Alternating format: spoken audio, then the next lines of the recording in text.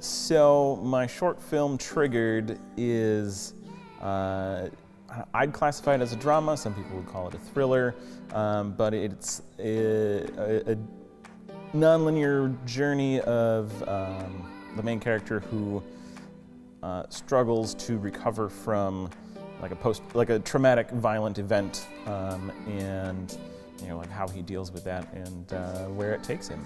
So Triggered started a long time ago. I wrote the script immediately after Sandy Hook.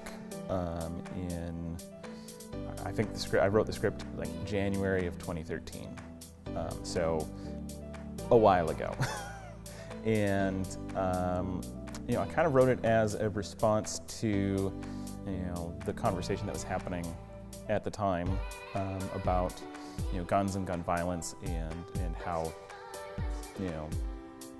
broken that discussion is, and unfortunately it still is 5 years later. And so that's where the story came from. But I didn't want to tell a preachy story about gun violence. I hate preachy movies. I don't think they're effective. I don't think that they create any sort of conversation. They either cause the audience member to nod along and go, yeah, absolutely that, or the audience member just completely shuts down and completely disregards the not even a message, just like the invitation to think. And so that the script came from my desire to have a better conversation by getting people to think about violence and use of force. And it does come a little bit from my background. For a little over 6 years of my life, I was an armed courier, so I carried a gun for my job every single day, and so I had to have those scenarios play out in my head for 6.5 years.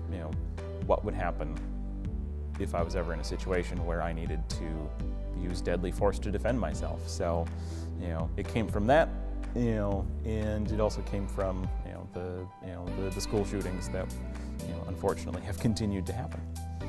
I was excited. This is, I think, the third time that a film I have been above the line, so writer, director, director of photography.